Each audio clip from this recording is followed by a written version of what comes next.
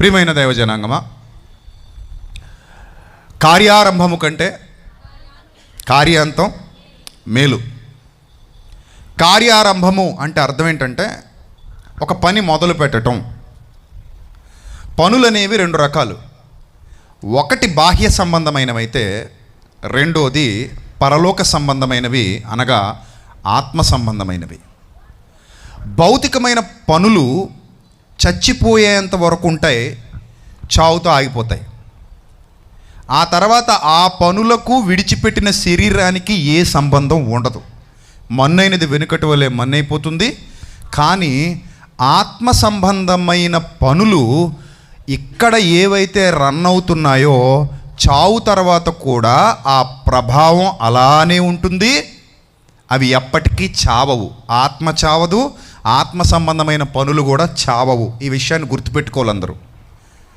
నాస్తికులైన ప్రతి ఒక్కరూ ఈ విషయాన్ని ఖండించవచ్చు, తృణీకరించవచ్చు, విడిచిపెట్టవచ్చు. ఆస్తికులు అనగా దేవుణ్ణి నమ్ముతున్న ఏ మతం వారు కూడా ఈ విషయాన్ని అంగీకరిస్తారు తప్ప విడిచిపెట్టరు. అదేంటంటే ఆత్మకు చావు లేదు, శరీరానికి మాత్రమే చావు ఉంది. అందుకే శరీరముతో చేసిన పనులను విడిచిపెట్టి పోతాం తప్ప ఆత్మ కొరకు ఆత్మ సంబంధమైన ఏ పని విడిచిపెట్టిపోయేది కాదు, తృణీకరించేది కాదు, విలువ లేనిది కాదు, వ్యర్థంగా పోయేది కాదు. అందుకే ప్రభు అన్నారు, భూమి మీద కాదురా బిడ్డ ధనం కూర్చుకోవాల్సింది. ఎక్కడ కూర్చుకోవాలన్నారు? పరలోకమందు మీ కొరకు ధనాన్ని కూర్చుకోండి అన్నారు. భూమి మీద మనం ఎంత సంపాదించినా ఎన్ని చేసినా అన్నీ ఒకరోజు వదిలేస్తాం. నాది అన్న ఏది కూడా ఒక్కసారి జీవుడు బయటకు వచ్చేస్తే అది నాది కాదు. జీవుడు నాలో ఉన్నంత వరకే అది నాది. జీవుడు నాలో నుండి బయటకు వచ్చేస్తే నా ఒంటి మీద ఉన్న వస్త్రం కూడా నాది కాదు. అందుకే చాలా సందర్భాల్లో చెప్తారు, మొల్తాడు కూడా కత్తిరించేస్తారట. ఏంటట? మొల్తాడు కూడా ఏం చేస్తారట? కత్తిరించి దిగంబరినై వచ్చి తిని దిగంబరినై పోవుదును. కాబట్టి కార్యారంభము కంటే కార్యాంతము మేలు అని భక్తుడు చెబుతున్నటువంటి ఆ మాటలోని ఆంతర్యం ఏంటంటే, భౌతికమైన పనులు మొదలుపెట్టి భౌతికమైన పనులు సక్సెస్ఫుల్గా ముగించండి అని కాదు. ఆత్మ సంబంధమైన ప్రయాణాన్ని మొదలుపెట్టి ఆత్మ సంబంధమైన ప్రయాణాన్ని అంతే సక్సెస్ఫుల్గా మీరందరూ ముగించాలి. That is the real meaning of that ways. Get my point. ఆత్మ సంబంధమైన ప్రయాణాన్ని ఎలాగైతే మొదలుపెట్టారో చివరికి ఆత్మ సంబంధమైన ప్రయాణాన్ని అంతే సక్సెస్ఫుల్గా ఆ జర్నీని మీరందరూ ఏం చేయాలి? ముగించాలి. అర్థమవుతుందా మీకు? రైట్. ఇప్పుడు అందరూ సక్సెస్ఫుల్గా ముగిస్తారా? అందరూ మొదలుపెట్టినప్పుడు ఎలా ఉన్నారో చివరి వరకు అలాగే స్ట్రాంగ్ అవుతూ వెళ్ళిపోతారా అని అంటే, కొంతమంది వీక్ అవుతూ వెళ్ళిపోతారు, కొంతమంది స్ట్రాంగ్ అవరు. నేను విశ్వాసంలోకి వచ్చినప్పుడు ఎలా ఉన్నానో విశ్వాసం పెరుగుతుంది. విశ్వాసానికి కూడా పుట్టినరోజు ఉంటుంది. ఉంటుందా ఉండదా? మీరు ఎప్పుడైనా విశ్వాస పుట్టినరోజు జరుపుకున్నారా? జరుపుకోలేదా? రక్షణ పొందిన దినాన్ని ఎప్పుడైనా సెలబ్రేట్ చేసుకున్నారా ఎవరైనా? ఎనీబడి? 1, ఇంకా 2, 3, 4 ఇంకా రక్షణ పొందిన దినాన్ని ఎవరైనా సెలబ్రేట్ చేసుకుంటారా? నేను చేసుకుంటా. ఎందుకంటే నాకు లక్కీగా 2 1 అయిపోయాయి కాబట్టి. అక్టోబర్ 11 నేను అమ్మ కడుపులో నుంచి పుట్టింది ఆ రోజే, దేవుడి కడుపులో నుంచి పుట్టింది ఆ రోజే కాబట్టి సూపర్గా సెలబ్రేట్ చేసుకుంటా నేను. అది మన పిల్లలతో సెలబ్రేట్ చేసుకుంటా. ఎందుకు నేను రక్షణ పొందిన ఆ పుట్టుక రోజుని సెలబ్రేట్ చేసుకుంటున్నానంటే, నాకు ఒక్కో సంవత్సరం వస్తున్న కొలది నేను విశ్వాసం విషయంలో స్ట్రాంగ్ అవుతున్నానా, వీక్ అవుతున్నానా అనేది నేనే ఎప్పటికప్పుడు నాకు నేనే ఏం చేసుకోవాలి? చెక్ చేసుకోవాలి, పరీక్షించుకోవాలి. సో నీ విశ్వాసం ఎప్పుడు మొదలైంది? అది పైకి వెళుతున్న కొలది, పైకి ఎగబాకుతున్న కొలది అది శక్తివంతంగా మారుతుందా, వీక్ అవుతుందా? స్ట్రాంగ్గా తయారవుతున్నావా, వీక్నెస్తో ఉండిపోతున్నావా? విశ్వాసమందు భాగ్యవంతుడు అన్న పదం ఉంటుంది బైబిల్లో. చాలా విచిత్రమైన పదం అది. ఎందులో భాగ్యవంతుడట? మనం చాలా సందర్భాల్లో భాగ్యవంతుడు అన్న పదాన్ని ఎక్కడ వింటాం? బంగారం విషయంలో భాగ్యవంతులు, డబ్బు విషయంలో భాగ్యవంతులు వింటాం, భూముల విషయంలో భాగ్యవంతులు వింటాం, వస్త్రాల విషయంలో భాగ్యవంతులు వింటాం, ఇంకా రకరకాల కారణాల్లో భాగ్యవంతులు అన్న పదాన్ని వింటాం. కానీ బైబిల్లో ఒక విచిత్రమైన పదం ఉంది. ఎందులో భాగ్యవంతులట అంటే వాళ్ళ బ్యాంక్ అకౌంట్ నిండా ఏముందట? విశ్వాసం ఉందట. స్విస్ బ్యాంకులోనట మన భారతీయుల డబ్బు కోట్లు మూలుగుతుందట. అదే తెస్తానన్నాడు మన ప్రధానమంత్రి. 15 లక్షలు వేస్తాను మీ అకౌంట్లో అన్నాడు. ఇప్పుడు వేసింది లేదు, ఏడిసింది లేదు. వేస్తారో లేదో వైనం కూడా లేదు. కానీ అసలైన అకౌంట్ ఒకటి ఉందట, అది విశ్వాసం అనే అకౌంట్. అందులో అమౌంట్ రోజు రోజుకి పెరగాలట. ఎప్పటి నుంచి? నువ్వు పుట్టిన దగ్గర నుంచి. పుట్టుకనగానే మళ్ళీ ఎక్కడికి వెళ్ళాలి? ఎక్కడికి వెళ్ళాలి? యోహాను సువార్త 1వ అధ్యాయం 13వ వచనం దగ్గరికి వెళ్ళాలి. యోహాను సువార్త 1వ అధ్యాయం 13వ వచనం. ఈ 6 రోజులు బైబిల్ బాగా నేర్చుకుంటారు, మీరు రాసి పెట్టేసుకోండి. అర్థమైందా? మీరు వచ్చింది మామూలు సన్నిధికి కాదు. సత్యాన్ని అరటిపండు ఒలిచి నోట్లో పెట్టినట్టు కుక్కేస్తాం నోట్లోకి, కడుపు నిండా. ఈ భోజనం ఎక్కువ ఉంటుంది ఇక్కడ. ఈ భోజనం బాగా ఎక్కువ ఉంటుంది. అందుకని ఇక్కడికి వచ్చారంటే ఈ 6 రోజుల్లో మీరు బలంగా అయిపోవాలి. అమ్మ భోజనం పెట్టినంత బలంగా పెడతాం ఇక్కడ. ఇంకో ముద్ద తిన్నా అన్న అని అమ్మ అంటది కదా, అమ్మ ప్రేమ అది. ఇంకో ముద్ద తిన్నా అన్న, ఇంకో ముద్ద తినంటదా? మేము కూడా అంతే. ఇంకో 2 గంటలు వాక్యం విన్నా అన్న అంటాం. అంత బాగా గోరు ముద్దలు చుట్టినట్టుగా వాక్యం ముద్దలుగా చుట్టి మీ హృదయానికి అందించడమే ఇక్కడ పని. అందుకే ఈ సదస్సు కోసం వేలాది మంది కష్టపడుతున్నారు. రైట్. యోహాను సువార్త 1వ అధ్యాయం 13వ వచనం. వారు దేవుని వలన పుట్టిన వారే కానీ రక్తము వలనైనను, శరీరేచ్ఛ వలనైనను, మానుషేచ్ఛ వలనైనను పుట్టినోళ్ళు కాదు. This is the different kind of birth. అర్థమవుతుందా? This is not a normal birth, this is a different kind of devotional birth. దేవునిలో పుట్టినవారు, అందులో మానుషేచ్ఛ లేదు, రక్తము లేదు, శరీరేచ్ఛ లేదు, ఏమీ లేదు. ఇది ఒక కొత్త జన్మ. అంటే ఆత్మీయంగా మరలా తిరిగి జన్మించటం. ఎలా జన్మించటం? It's a spiritual journey, it's a spiritual birth. ఆత్మీయ పుట్టుక. దానికి ఒక పుట్టినరోజు ఉంది. అక్కడ నుంచి మీ అకౌంట్లోకి విశ్వాసం పడద్ది. నీకు అకౌంట్ ఓపెన్ చేయాలంటే బ్యాంక్ కూడా ఒక పర్టికులర్ టైం అడుగుతాడు. నార్మల్గా ఇప్పుడు ఒక చిన్న పిల్లాడండి 2వ నెల అకౌంట్ ఓపెన్ చేయండి అంటే కొంచెం ఏముండవు వాడికి, అంతే కదా. 6వ రోజు బాబు అండి, 5వ రోజు బాబు అకౌంట్ ఓపెన్ చేయండి అంటే బ్యాంక్ మేనేజర్ ఏమంటాడు? 6వ రోజు బాబు ఏంటండి అంటాడు. కానీ దేవుళ్ళు అలా కాదు. పుట్టిన దగ్గర నుంచి అకౌంట్ స్టార్ట్ అయిపోద్ది. మనకు పుట్టిన దగ్గర నుంచి అకౌంట్ స్టార్ట్ అవుతుంది ఇక్కడ, బ్యాంక్ అకౌంట్. కానీ దేవుని సన్నిధిలో పుట్టిన దగ్గర నుంచి, నువ్వు బాప్తిసం పొందిన దగ్గర నుంచి నీకు అకౌంట్ ఏమైపోయింది? స్టార్ట్ అయిపోయింది. అందులో రోజుకి పడుతున్నది ఏంటంటే విశ్వాసము అనే అమౌంట్ పడుద్దట. నువ్వు ఎంత విశ్వాసాన్ని పోగేసుకుంటావో అంత భాగ్యవంతుడివి, అంత భాగ్యవంతురాలివి. ఆ భాగ్యమే పరలోకానికి తీసుకెళ్తుంది. లేకపోతే పరలోకాన్ని డబ్బులతో కొనేసుకుందాం అనుకుంటే బిల్ గేట్స్, ఎలాన్ మస్క్, అంబానీలు, అదానీలు వీళ్ళు వెళ్ళొచ్చు. కానీ అది కాదట. నిత్య జీవితం దేవుడు ధనానికి ఇవ్వట్లా. మరి దేనికి ఇస్తున్నాడు? విశ్వాసం అనే అమౌంట్కి ఇస్తున్నాడు. సో నువ్వు ఎంత విశ్వాసాన్ని నీ అకౌంట్లో పోగేసుకుంటావో అంత దేవునికి దగ్గర అవుతావు. అందుకే విశ్వాసమందు భాగ్యవంతులు. ఇప్పుడు పాయింట్కి వస్తున్నాను. పని మొదలు పెట్టావు. నేను అక్టోబర్ 11 పుట్టా దేవుల్లో. మరి నువ్వెప్పుడు పుట్టావు? నీకో డేట్ ఉంటుంది. ఏదో విశ్వాసం నీలో మొదలైన రోజు ఒకటి ఉంటుంది. ఆ రోజు నుంచి నువ్వు ప్రభులో వర్ధిల్లుతుంటావు. ఆ రోజు నుంచి ప్రభులో ఎదుగుతూ ఉంటావు. స్టెప్ బై స్టెప్ మెట్టు ఎక్కిపోతూ ఉంటావు. మెట్టు ఎక్కిపోతున్నప్పుడు నువ్వు ఇక్కడ గమనించాల్సినటువంటి ప్రాథమిక సూత్రం జాగ్రత్తగా అర్థం చేసుకో ప్రియమైన దేవుని సంగమా. ప్రారంభం కంటే కూడా ముగింపు ఎలా ఉండాలట? చెప్పాలి, ఎలా ఉండాలట? స్ట్రాంగ్గా ఉండాలట. ఇక్కడ కూర్చున్న మైనర్ బాబు గారి గురించి ఆల్రెడీ మీకు గతంలో ఒకసారి చెప్పాను. 500 రూపాయలు జీతానికి వెళ్ళాడట ఆయన ఇక్కడ నుంచి. ఆయనే చెప్పాడు నాకు. ఇప్పుడు 500 మంది పైగా ఆయన దగ్గర పని చేస్తున్నారు. 500 రూపాయలు జీతానికి వెళ్ళినోడి దగ్గర ఎంతమంది పని చేస్తున్నారు? 500 మంది పైగా పని చేస్తున్నారు. అంటే ఆయన అప్పటికంటే ఇప్పటికేమైనట్టు? భౌతికంగా స్ట్రాంగ్ అయినట్టు.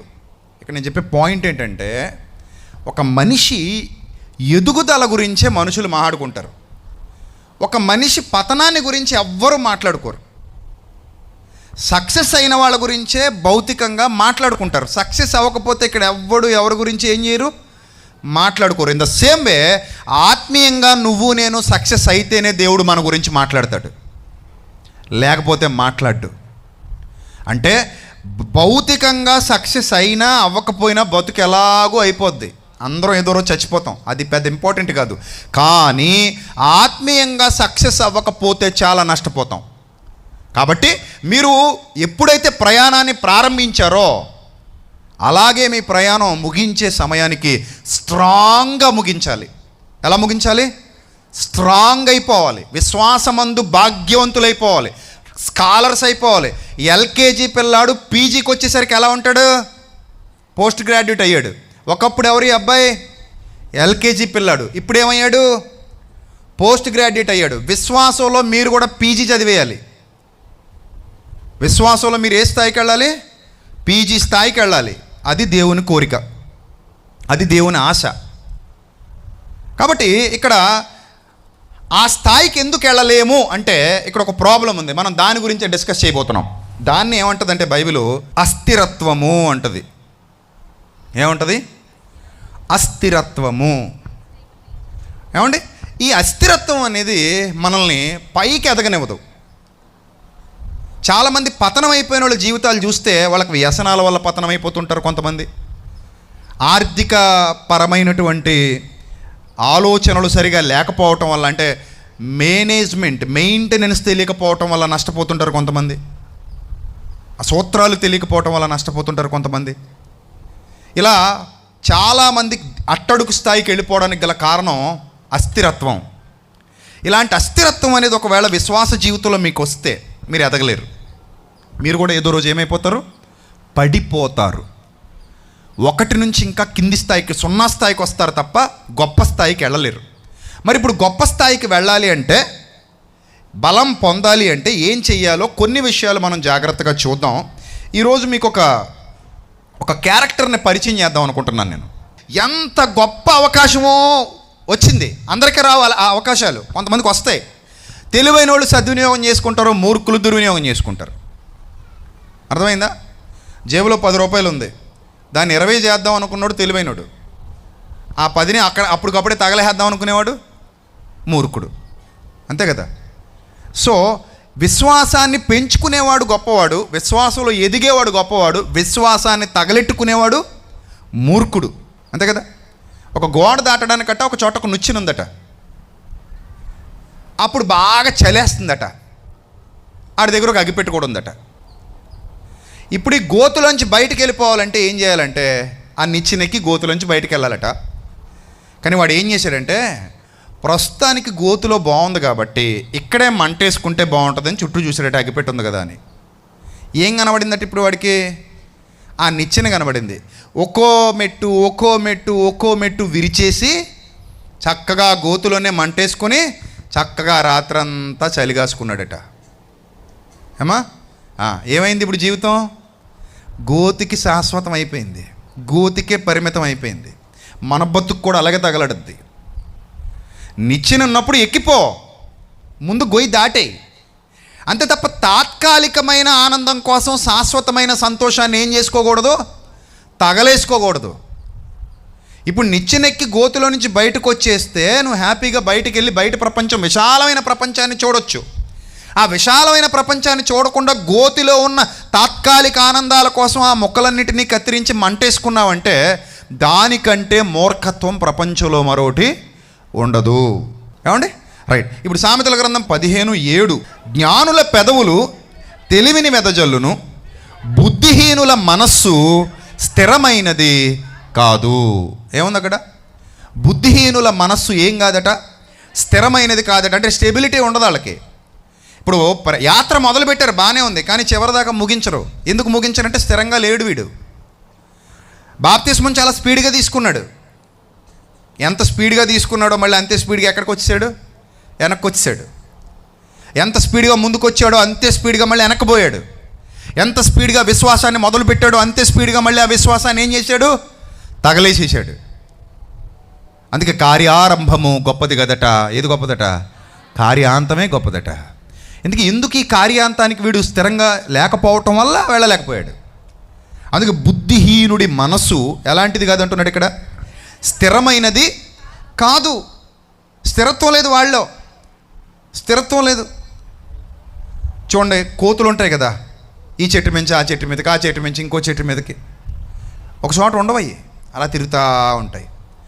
మన మనసు కూడా అలా బుద్ధిహీనమైనదిగా మారిపోతే ఒక చోట నుంచి మరో చోటకి, ఒక చోట నుంచి ఇంకో చోటకి, ఒక చోట నుంచి ఇంకో చోటకి అలా బుద్ధిహీనంగా తిరుగుతూనే ఉంటుంది.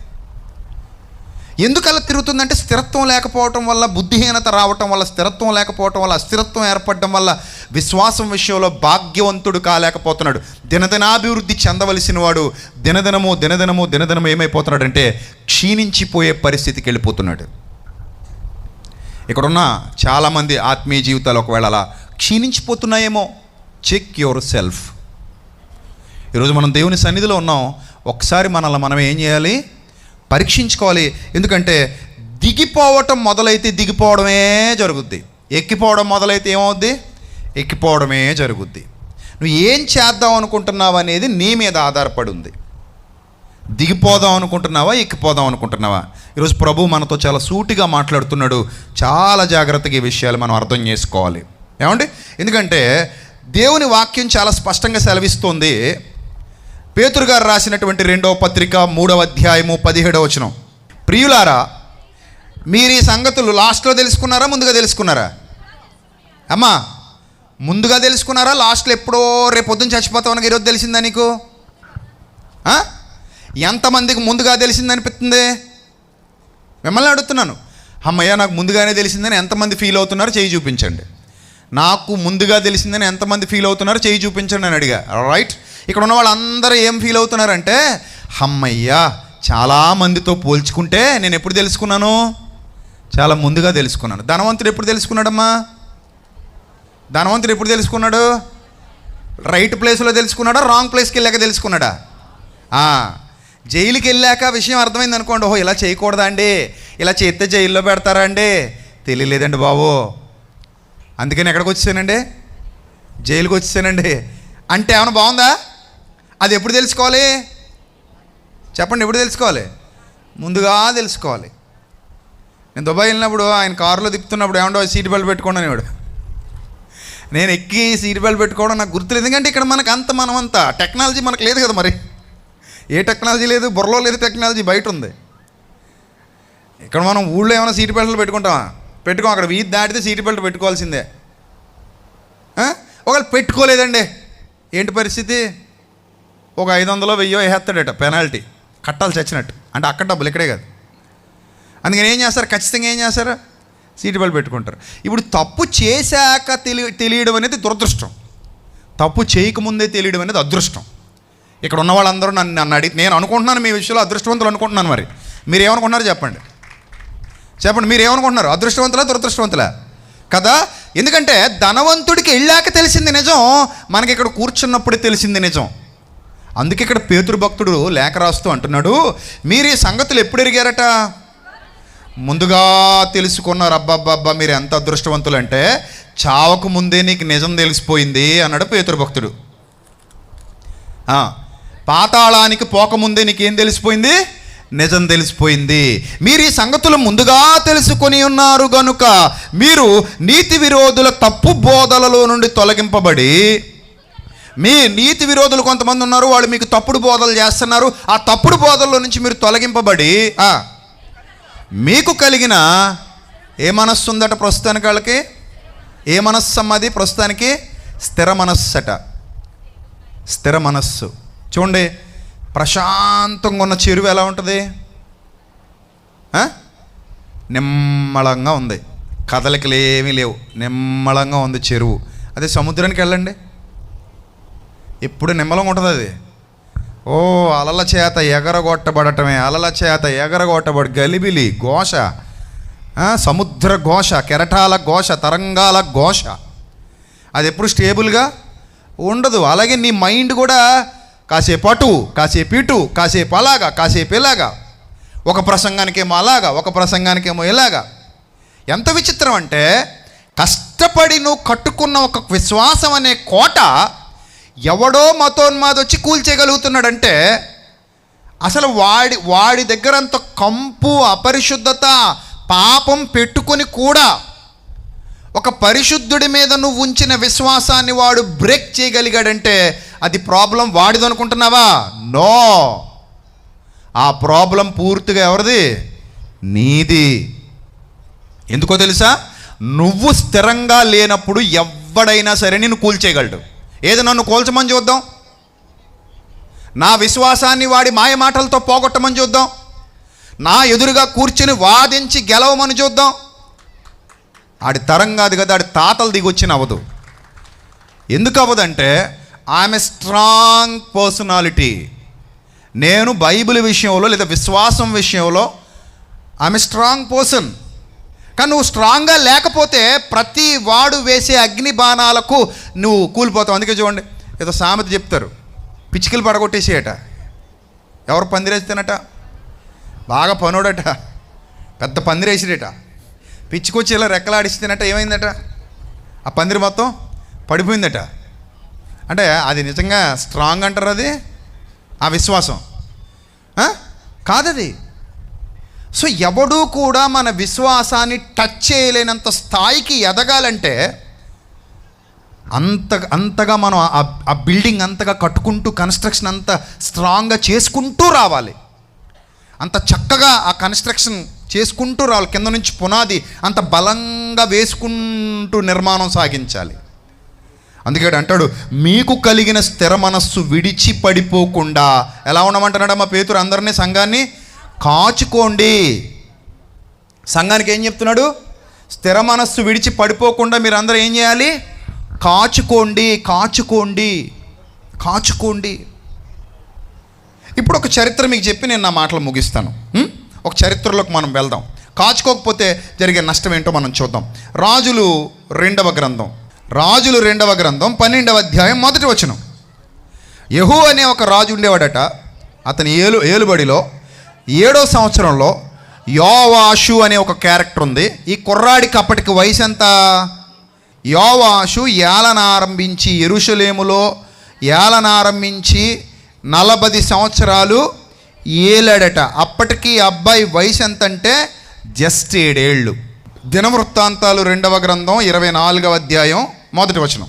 యోవాషు ఏలనారంభించినప్పుడు 7 సంవత్సరాల ఈడు గలవాడు. ఇప్పుడు 7 ఏళ్ల వయసులో ఒక రాజ్యాన్ని అప్పగించేస్తే వాడు ఏమైనా పరిపాలించగలడా? ఇప్పుడు మన ఆంధ్రప్రదేశ్ ఉందండి, 7 ఏళ్ల కుర్రోని సీఎం చేసాం అనుకోండి. సీఎం అంటే అర్థమయ్యే వయసేనా అది? చెప్పాలమ్మా, సీఎం అంటే అర్థమయ్యే వయసా? కాదు. అలాంటిది పిఎం చేస్తే ఎలా ఉంటుంది? ఎలా ఉంటుంది? 7 ఏళ్ల కుర్రాడు పిఎం ఏడండి అంటారా? అంతే కదా మరి. కానీ అక్కడ అయ్యాడు. మరి రాజుల కాలంలో అలాగే ఉండేది. మరి తండ్రి చచ్చిపోయాడు అనుకోండి, ఇంకెవరు లేరు, వెంటనే కుమారుని ఏం చేసేవారు?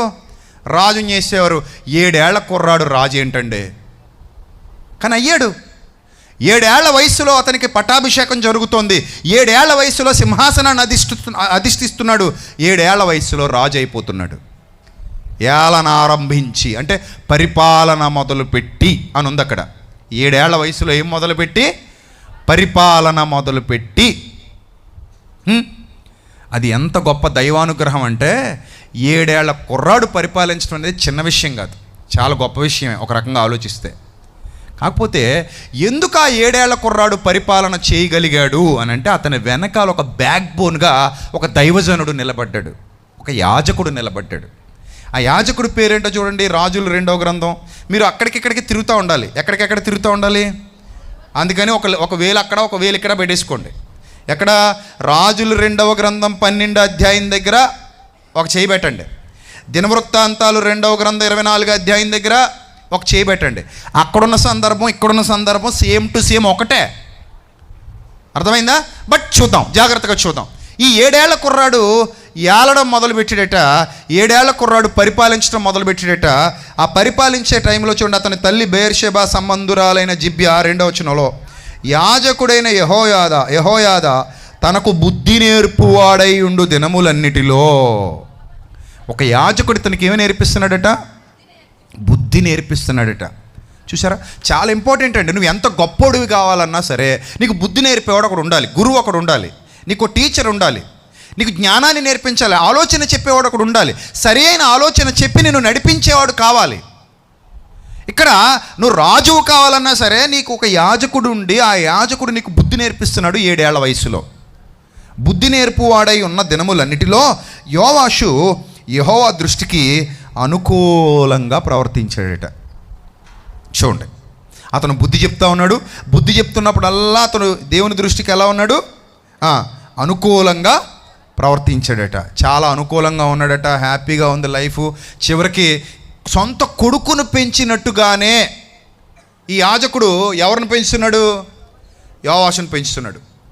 సొంత కొడుకుని ఎలా చూసుకుంటాడో ఈ రాజకుమారుణ్ణి కూడా, తండ్రి లేని రాజకుమారుణ్ణి కూడా ఆ యాజకుడు అలాగే చక్కగా పెంచుతూ, బుద్ధి నేర్పిస్తూ, జ్ఞానం నేర్పిస్తూ, వివేకం నేర్పిస్తూ ఒక స్థిరమైన స్థితిలో ఉంచడానికి కష్టపడుతున్నాడు. రోజులు గడుస్తున్నాయి. పరిపాలన కూడా చక్కగా కొనసాగుతుంది. అప్పుడు ఇతని దృష్టికి ఒక సమాచారం వచ్చింది. అదేంటంటే అక్కడ ఉన్నటువంటి దేవాలయం పాడైంది, మందిరం పాడైంది. సో మందిరం పాడైపోయింది అనే విషయం దృష్టికి వచ్చినప్పుడు దానికి సొమ్ము సేకరించాలి అని పనిలో పడ్డారట. ఆ సొమ్ము సేకరించడానికి మొట్టమొదట కానుకల పెట్టె అనేది అక్కడే తయారైంది. జనాలు కానుకలు ఇవ్వడానికి ఒక బాక్స్ పెడదాం, ఈ బాక్స్లో అందరూ కానుకలు ఇస్తారు, దాన్ని దేవుని మందిర పరిచర్య కొరకు ఉపయోగిద్దాం, దేవుని మందిర నిర్మాణం కొరకు వాడదాం, లేదా పరిచర్య కొరకు వాడదాం, బాగు చేయడానికి వాడదాం అనే ఆలోచన ఎప్పుడు వచ్చిందంటే ఆ కాలంలో వచ్చింది.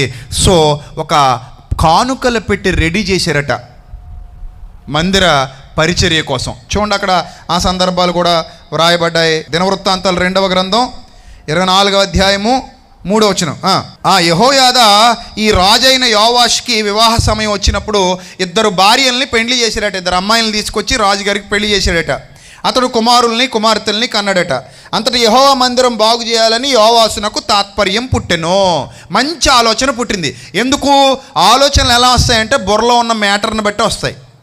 బాగా గుర్తుపెట్టుకోండి, మీరు లోపలికి ఏది ఎక్కించుకుంటారో దాన్ని బట్టే మీ ఆలోచనలు కూడా ఉత్పత్తి అవుతాయి, ప్రొడ్యూస్ అవుతాయి. అర్థమైందా? లోపలికి ఏది ఎక్కించుకుంటారో దాన్ని బట్టే బయటికి ఏమవుతాయి? ప్రొడ్యూస్ అవుతాయి. బాగా గుర్తుపెట్టుకోండి, నువ్వు చెడిపోతున్నావు అంటే లోపల మ్యాటర్ బాగాలేదని, నువ్వు బాగుపడుతున్నావు అంటే లోపల మ్యాటర్ స్ట్రాంగ్గా ఉందని. మీకు బాగా అర్థమయ్యేలా చెప్పనా? మధ్యాహ్నం మనందరం భోజనం చేస్తాం కదా, కొంచెం చెడిపోయిన అన్నం పెట్టామనుకోండి, మీకు సాయంత్రానికి హెల్తీగా ఉంటారా, దెబ్బతినిపోతారా? చెప్పండి. జస్ట్ పాడైపోయిన నీళ్లు తాగితేనే ఆరోగ్యం ఏమైపోద్దమ్మా? పాడైపోద్ది. పాడైపోయిన ఆహారం తీసుకుంటే మొత్తం హెల్త్ అంతా ఏమైపోద్ది? ఖరాబ్ అయిపోద్ది. అలాగే లోపలికి వెళ్ళే మ్యాటర్ పాడైంది అనుకోండి, మన హృదయానికి వెళ్ళే కంటెంట్ దెబ్బతింది అనుకోండి, మొత్తం బ్రతుకంతా ఏమైపోద్ది? దెబ్బతినిపోద్ది. ఈరోజు చెడిపోయిన వాళ్ళందరూ అలా చెడిపోయిన వాళ్ళే. లోపలికేసే ఆహారం అంటే హృదయ సంబంధమైన ఆహారంలో తేడా వచ్చేసింది కాబట్టి బతుకు మొత్తం తేడా వచ్చేసింది. నీ బతుకు బాగుండాలంటే హృదయానికి తీసుకునే ఆహారం బాగుండాలి. అందుకే మనం పెట్టాం పేరు అక్షయాహార వితరణ సదస్సు. ఈ పేరు అర్థం కూడా చాలామందికి తెలియదు. ఏంటట? అక్షయాహార వితరణ అంటే పరసంబంధమైన ఆహార దానం, అన్నదానం. ఇది కూడా అన్నదానమే, వాక్యదానం అన్నదానమే అమ్మా. రైట్. ఇప్పుడు చూడండి, ఇతనికి మంచి ఆలోచన వచ్చిందట, దేవుని మందిరాన్ని బాగు చేద్దాం, ఎందుకంటే నేను చచ్చిపోయిన తర్వాత ఏం పట్టుకెళ్ళను, నేను దేవుని పని చేసి చావాలి అని అనుకొని ఒక మంచి ఆలోచన దేవుడు ఇచ్చినట్టు అతనికి. ఆ పాడైపోయిన మందిరాన్ని బాగు చేయను ఆయన అని రాజుగారికి దేవుడు మంచి ఆలోచన ఇచ్చాడు. ఈ ఆలోచన ఎందుకు వచ్చిందంటే చిన్నప్పటి నుంచి యాజకుడి దగ్గర పెరుగుతున్నాడు. రైట్, చదవండి తర్వాత. ఇశ్రాయేలీలందరూ యుద్ధ నుండి ధనమును ఏటేటా సమకూర్చుచు ఈ కార్యమును మీరు త్వరపెట్టవాలని వారికి ఆజ్ఞ ఇచ్చెను.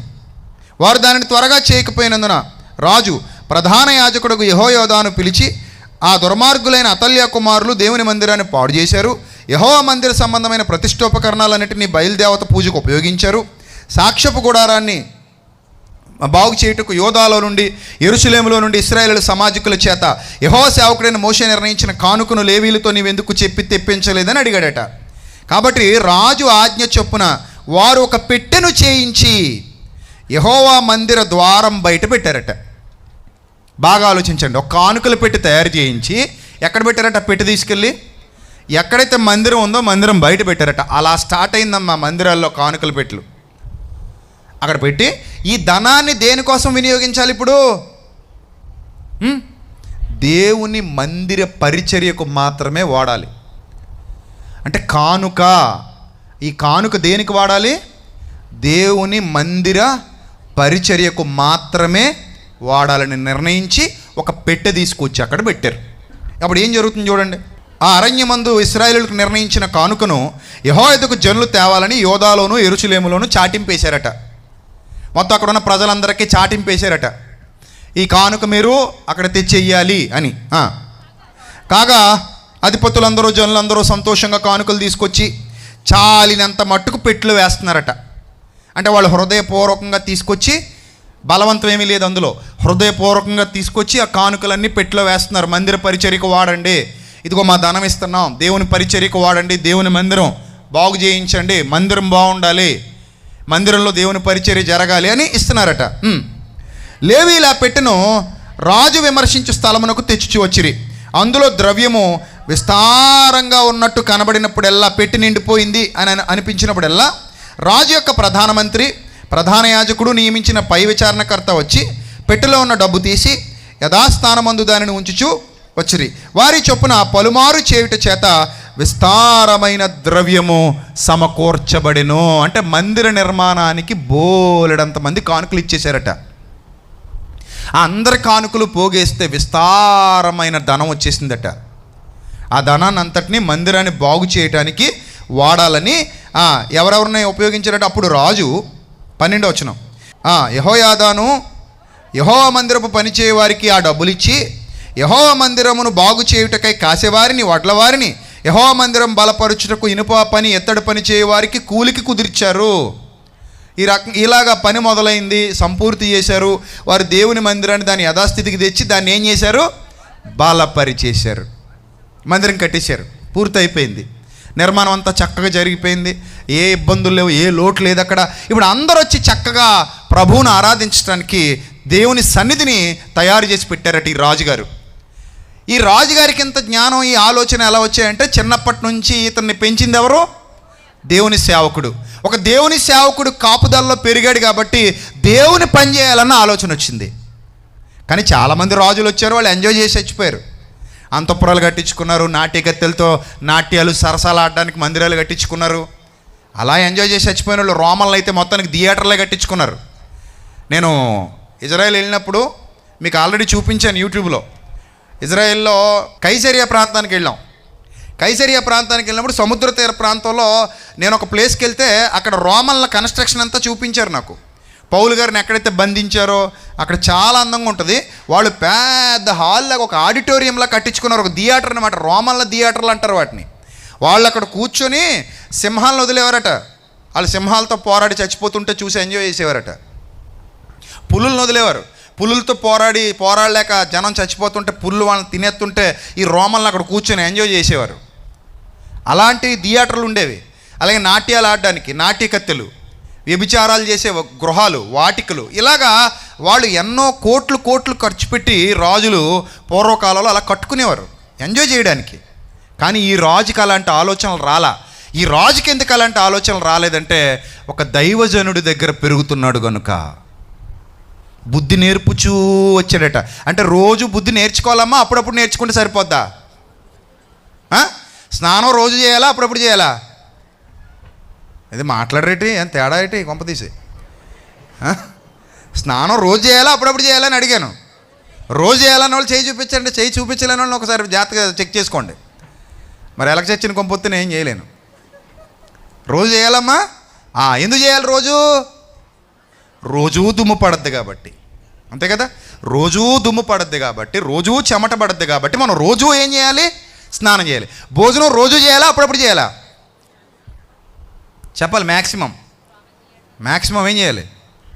రోజు ఎంతో కొంత లోపల వేయాలి. ఎందుకంటే రోజు పని చేస్తే మనకు రోజు ఏం కావాలి? భోజనం కావాలి. ఏ రోజైనా పని మానేస్తే భోజనం కూడా అక్కర్లేదు ఆ రోజు. ఎందుకంటే ఏ పని చేయకుండా ఖాళీగా ఉపవాసం ఉన్నాం అనుకోండి, ఆ రోజు ఏ పని చేయలేదనుకోండి, భోజనం లేకపోయినా ఇబ్బంది లేదు, వండిపోవచ్చు. కానీ భోజనం చేయకుండా పని చేయాలంటే చాలా కష్టం కదా. సో అలాగే రోజు బుద్ధి కావాలి. బుద్ధి అనగా దేవుని వాక్యం. మనిషికి బతుకున్నంతకాలం వాక్యం కావాలమ్మా. బతుకున్నంతకాలం వాక్యం ఎందుకు కావాలంటే రోజు మలినాలు మన హృదయాన్ని తాకుతూ ఉంటాయి. చెడు మన వైపు వస్తూనే ఉంటుంది. ఈ లోకం నిండా చెడు ఉంది, అది మనల్ని ఆకర్షిస్తూనే ఉంటుంది, అది మన దగ్గరకు వస్తూనే ఉంటుంది. దాన్ని తప్పించుకోవాలంటే వాక్యం అనే సబ్బు కావాలి. అందుకే సబ్బెల్ల విజయప్రసాద్ రెడ్డి మాడుతున్నాడు ఇక్కడ. మా ఇంటి పేరు కూడా సబ్బే. సో వాక్యం అనే సబ్బు రోజు ఏం చేయాలి? కడుక్కోవడానికి కడుక్కోవాలి. వాక్యం అనే సబ్బుతో కడగాలి. సబ్బు ఎంత బాగా శుభ్రం చేస్తుందో మన హృదయాన్ని కూడా వాక్యం అంతే బాగా ఏం చేస్తుంది? శుభ్రం చేస్తుంది. ఏమా ఇప్పుడు బుద్ధి నేర్పించి వచ్చాడు కాబట్టి ఎంత మంచి ఆలోచన వచ్చిందంటే యోవాషుకి, అరే ప్రజలందరూ ఉన్నత స్థలాలకు వెళ్ళిపోతున్నారు, బయలుదేవత ఆరాధనకి వెళ్ళిపోయి పిల్లల్ని బలిచ్చేస్తున్నారు, చండాలమైన బతుకుతున్నారు, నీచమైన బతుకుతున్నారు. వీళ్ళందరూ బాగుండాలంటే వీళ్ళకు మందిరం కట్టాలి, ఇది దేవుని సేవ, నేను ఈ సేవ చేయాలి. వీళ్ళు ఆత్మీయంగా బాగుండాలి, వీళ్ళ కన్స్ట్రక్షన్ బాగుండాలి, వీళ్ళ పునాది బాగుండాలి, వీళ్ళ ఆత్మీయ జీవితాలు బాగుండాలని ఆలోచించిన యోవాషు ఏం చేశాడంటే చక్కటి మందిర నిర్మాణానికి తెరలేపాడు. ప్రజల ధనంతోనే కట్టాడట. ఎందుకు? అందరికీ బాధ్యత ఉండాలని. ఈ సెమినార్ నాదా మీ అందరిదా? చెప్పాలమ్మా. ఇక్కడ భోజనాలు నావా మీ అందరివా? గట్టిగా మాట్లాడండి. అది ఈ సెమినారు మనదే, అవునా? మనదే. కావాలంటే ఒకడు చేసేసి ఎవడొకడు నిలబడితే పెద్ద విషయం ఏం కాదు. ఇది చాలామంది ఉన్నారు నిజంగా మనస్ఫూర్తిగా ఒకటి చేయాలంటే చేసేయచ్చు ఇలాంటి కార్యక్రమం. కానీ రాజు అలాగ అనుకోలే. ఎంత మంచి ఆలోచన వచ్చిందంటే రాజు తలుచుకుంటే దెబ్బలకు కొదువా అంటారు. కానీ రాజు ఏం చేశాడట, నేను ఇస్తాను, మీరు అందరూ కూడా ఇవ్వండి, ఒక పెట్టి పెడదాం ఇక్కడ, నేను ఆ పెట్టిలో వేస్తాను, మీరు వేయండి, అందరం కలిసి ఏం చేద్దాం? మందిరాన్ని బాగు చేసుకుందాం. ఎంత మంచి ఆలోచన. మందిరం అందరిది కాబట్టి అందరి డబ్బులతో మందిరాన్ని ఏం చేశారు? బాగు చేసుకున్నారు. సెమినార్ అందరిది కాబట్టి అందరి డబ్బులతో సెమినార్ ఏం చేస్తున్నాం? నిర్వహిస్తున్నాం. మందిరం అందరిది కాబట్టి అందరి డబ్బులతోనే మందిరాలు నిర్వహిస్తారు. దేవాలయాలు అందరివి కాబట్టి అందరి డబ్బులతోనే దేవాలయాలు నిర్వహిస్తారు. మసీదులు అందరివి కాబట్టి అందరి డబ్బులతోనే మసీదులు నిర్వహిస్తారు. అప్పుడు మీ అందరికీ అర్థం కావాల్సిన పాయింట్ ఏంటంటే ఇది మనది, నాది కాదు. చెప్పండి, ఏంటిది? మనది. అందుకే ఏ సేవకుడు కూడా సంఘం నాది అనకూడదు. నీది మీ అబ్బ సొత్తేమి కాదు. సంఘం ఎవరిది? దేవునిది, అనగా మనది. సంఘం ఎవరిదమ్మా? చెప్పండి, ఎవరిది? మనది. దేవుని సన్నిధి ఎవరిది? మనది. ఇప్పుడు రాజుగారు కూడా మనది అనే విధంగా చక్కగా ఒక పెట్టాడు. అందరూ కలిసి సహాయం చేయండి అన్నాడు. అందరూ తలో కొంత సహాయం చేశారు. ఆ తలో కొంత ఎవరికి తోచినంత దేవుడు ఎవరికి ఎంత సామర్థ్యం అనుగ్రహిస్తే అంత ఇచ్చారట. వాళ్ళందరి సామర్థ్యం మేరకు ఒక చక్కటి మందిరాన్ని వాళ్ళు ఎస్టాబ్లిష్ చేసేసారు. అందులో దేవుని పని జరిగేటువంటి సమయం ఆసన్నమైంది. హ్యాపీ, అంతా హ్యాపీ. ఇప్పుడు చూడండి, అందులో చాలా బంగారపు పాత్రలు కూడా తీసుకొచ్చారట సేవకి. 14 వచనం. అది సిద్ధమైన తర్వాత మిగిలిన ద్రవ్యమును రాజునొద్దకు యెహోయాదా యొద్దకు తీసుకొని రాగా వారు దాని చేత యెహోవా మందిరపు సేవ యందు ఉపయోగపడినట్లు మళ్ళీ ఆ వస్తువులు వేరే దానికి వాడరు. వాళ్ళు కేవలం ఆ వస్తువులు దేనికి వాడతారట? దేవుని పనికే వాడతారట. అంటే దేవుని పనికి ప్రతిష్ఠించేశారు. మనం కూడా వస్తువులు, ఏమైనా కొత్త వస్తువులు కొన్నాం అనుకోండి, ప్రార్థన చేసి ఏం చేస్తాం? వాటిని ప్రతిష్ఠించేస్తాం. ఇంక ఈ వస్తువు ఎవరి కోసం? ప్రభు పని కోసం. నిజంగా ఇప్పుడు ఇంత మంచి కెమెరా మనం వాడుతున్నామంటే ఆయన పనిగట్టు పట్టుకొచ్చాడు దుబాయ్ నుంచి. ఆయన కానీ ఇప్పుడు రాకపోయి ఉంటే మనకు అది ఇప్పుడు ప్రస్తుతానికి లేకపోయేది. ఇంకొక ఎవరికో ఇచ్చి పంపిస్తానన్నాడు, కానీ ఇక్కడ కస్టమ్స్ కూడా ఆపేస్తాడు. కానీ లక్కీగా ఆయన రావడం, ఆ వస్తువు మన దగ్గరికి వచ్చేసింది. ఇప్పుడు చక్కగా దేవుని పనులు ఆ వస్తువు వాడుతున్నాం. ఏమండి? లేకపోతే ఇప్పుడు మళ్ళీ పాత వస్తువే వాడాల్సి వచ్చేది, ఈ క్వాలిటీ ఉండకపోయేది. అని ఆయన చిత్తం అలా. మనం అనుకున్నామంటే ఆయన ఏదో విధంగా సహాయం చేస్తాడు, టక పనులు జరిగిపోతాయి. రైట్? సో వీళ్ళు అది రాగానే మీరు అడగండి కుర్రాళ్ళని, అందరినీ పిలిచాను, వాళ్ళ చేతుల్లో పెట్టాను, ప్రార్థన చేసి వాళ్ళ చేతుల్లో పెట్టేశాను. 3 అప్పగించానండి ఆ బాధ్యత. మరి ఇంకా వాళ్ళదే, పాపం పుణ్యం వాళ్ళదే, ఇంకా మనకు సంబంధం లేదు. వీళ్ళు 3 చేతుల్లో పెట్టేసి వస్తువులు జాగ్రత్తగా వాడండి ఆయన. ఎవరి పనిది? దేవుని పని. ఇది ఎవరికి ప్రతిష్ఠించేసాం? దేవుని పనికి ప్రతిష్ఠించేసాం కాబట్టి జాగ్రత్తగా వాడండి. సేమ్ ఇలాగేనట, వాళ్ళు బంగారు వస్తువులు చేయించారట. ఆ దహన బలులు అర్పించటం ఉపయోగపడినట్లు ఉపకరణాలు, గరిటెలు, వెండి బంగారాల ఉపకరణాలు చేయించారట. యెహోయాదా అన్ని దినములు బాగా చూడండి ఏమని రాయబడింది అక్కడ. యెహోయాదా ఉన్న అన్ని దినములు యెహోవా మందిరములో దహన బలులు నిత్యము అర్పింపబడిన. అంటే ఒక మనిషి కరెక్ట్గా ఉంటే దేవుని పని ఆగదండి. బాగా అర్థం చేసుకోండి. ఒక మనిషి డెడికేటెడ్గా కరెక్ట్గా ఉంటే దేవుని పని ఎప్పటికీ ఆగదు. యెహోయాదా ప్రారంభం ఎలాగుందో ముగింపు అంతకంటే బాగుంది. అందుకే పౌలు భక్తుడు కూడా ఒక మంచి మాట మాట్లాడతాడు. మంచి పోరాటము పోరాడి తిని నా పరుగు ఏం చేశాను, కడముట్టించాను అన్నాడు. మన దరిద్రం ఏంటంటే మన క్రైస్తవ్యులు ఈ వచనాన్ని ఎవడ పడితే వాడేస్తుంటారు. నేను మొన్న ఈ మధ్య చెప్పాను, ఒక పాచి గొప్ప అద్భుతమైన తాగుబోతు చచ్చిపోతే ఈ వచనం రాశారట ఫ్లెక్స్ మీద. ఏమని? మంచి పోరాటము పోరాడి తిని నా పరుగు కడముట్టించి. ఎక్కడ పోరాడాడో నాయన నువ్వు? బ్యాందీ షాపు దగ్గర. రోజు బ్యాందీ షాపు దగ్గరికి వెళ్ళి లైన్లో నిలబడా అలా ఎలా అని పోరాడి నీ నిప్పు సంపాదించి తెచ్చుకున్నావు. ఇంట్లో డబ్బుల కోసం పెళ్ళంతో పోరాడావు, పిల్లలతో పోరాడావు, రోడ్డు మీద ఆడిని గుద్దేసి పోలీసులతో పోరాడావు, ఆటో డ్రైవర్లతో పోరాడావు. ఇన్ని పోరాటాలు పోరాడి హాస్పిటల్లో వైద్యులతో కూడా పోరాడి చివరికి ప్రాణంతో పోరాడి చచ్చిపోతే ఫ్లెక్స్ కట్టి ఏం రాయాలంటే ఇప్పుడు ఈ మహానుభావుడికి? బ్రాందీ షాపు దగ్గర మంచి పోరాటము పోరాడి తిని నా పరుగు కడముట్టించి నా పెళ్ళాన్ని బాధ పెట్టి తిని, పిల్లలను బాధ పెట్టి తిని, కుటుంబాన్ని నాశనం చేసి తిని ప్రభు సన్నిధికి వెళ్ళిపోతున్నాను ఇప్పుడు నేను. నీతిమంతులను తాగుబోతులను జ్ఞాపకము చేసుకున్నట్టు మనకు ఆశీర్వాదకరమని రాసుకోవాలన్నమాట ఇప్పుడు. అంతే? అలా రాసుకోవాలా? ఆ వచనాన్ని ఎవడబడితే వాడికి వాడేకంటారు దౌర్భాగ్యులారా. ఇలా చెప్పాలి మీరు. రేపటి నుంచి అలా చెప్పండి. నేను చెప్తే బాగోదు. అర్థమైందా? మీరు చెప్పండి, బాగుంటుంది. ఏమని చెప్తారు రేపటి నుంచి మీరు? అరే దౌర్భాగ్యులారా, ఈ వచనాన్ని ఎవడబడితే వాడికి వాడేకండి రా, బుర్ర బుద్ధి వాడండి రా, బైబిల్ సరిగా చదివి చావండి రా దౌర్భాగ్యులారా అని చెప్పండి. మీరు అలా చెప్తేనే బాగుపడతారు కొంతమంది. నేను చెప్తే ఇష్టపడరు, అందుకే నేను చెప్పట్లేదు. అర్థమైంది కదా? మీరు చెప్తే బాగుంటుంది. మీరు ఫేస్బుక్లో చెప్తారో, వాట్సాప్లో చెప్తారో, పర్సనల్గా మెసేజ్ పెట్టి చెప్తారో అలాంటి వాళ్ళకి మీరు చెప్పండి. నేను చెప్తే మళ్ళీ నా మీద కోప్పడతారు, నాకు భయం, అందుకే నేను చెప్పను. మీరు చెప్పండి. ఒక సేవకుడు స్థిరంగా నిలబడినప్పుడట పని ఎలా జరిగిందట? నిత్యం జరిగిందటండి, ఆగిపోలేదట. ఎందుకు? విశ్వాసం ఉంటే ఏ పని ఆగదు. దేవుడు అతన్ని ఆశీర్వదించి జరిగించుకుంటాడు. దేవుని నామానికి మహిమ కలుగును గాక. ఈ యెహోయాదా అతను ఉన్నంతకాలం కూడా రాజు బాగున్నాడు, అందరు బాగున్నారు, ప్రజలు బాగున్నారు, పని బాగుంది, అంతా బాగుందండి. కానీ మరి మనిషి ఆయుష్ అయిపోద్దా ఉంటుందా? ఏదో రోజు అయిపోద్ది కదండి. నేను కూడా అదే అనుకుంటాను. ఏదో రోజు ఈ వేదిక మీద మీ అన్నయ్య ఉండడు, మీరు మాత్రం ఉంటారు. ఆ రోజు ఒక రోజు వస్తుంది. అర్థమైందా? ఏదో రోజు నేను ఉన్నాను ఇక్కడ, ఆ రోజు వస్తుంది. కానీ మీరు ఉండొచ్చు. మరి నేను లేకపోతే పని ఆగిపోద్దా? పని పాడైపోద్దా? ఆగకూడదు, ఆగినా పర్లేదు. ఏమవకూడదు? పాడవకూడదు. యెహోయాదా ఎప్పుడైతే చనిపోయాడో పాపం మొత్తం రివర్స్ అయిపోయిందట. కథ మొత్తం మారిపోయింది, సీన్ మొత్తం రివర్స్ అయిపోయింది. అందుకే చెప్తున్నాను చూడండి, ఒక సమర్థుడు లేకపోతే కుటుంబాలు విచ్ఛిన్నమైపోతాయి. ఒక సమర్థురాలు లేకపోతే పిల్లలు బ్రతుకులు విచ్ఛిన్నమైపోతాయి. ఒక మంచి గురువు లేకపోతే విద్యార్థుల జీవితాలు అల్లకల్లోలమైపోతాయి. ఒక మంచి నాయకుడు లేకపోతే రాష్ట్రం నాశనం అయిపోద్ది, దేశం నాశనం అయిపోద్ది, ప్రపంచం నాశనం అయిపోద్ది. అందుకే దారి చూపేవాళ్ళు ఉండడం చాలా అవసరం ఈ ప్రపంచానికి. నాయకులు చాలా అవసరం, ఆలోచన చెప్పేవాళ్ళు అవసరం, మంచిగా నడిపించేవాళ్ళు అవసరం, మంచిగా పాఠాలు నేర్పించేవాళ్ళు అవసరం, గురువు అవసరం. గురువు అవసరం, గురువు ఉండాలి, ఉపాధ్యాయుడు ఉండాలి, ఉపదేశకుడు ఉండాలి. వాళ్ళు లేకపోతే మన బతుకులు పాడైపోతే. కాపరి లేకపోతే గొర్రెలు ఏమైపోతాయట? చెదిరిపోతాయని రాయబడింది వాక్యంలో.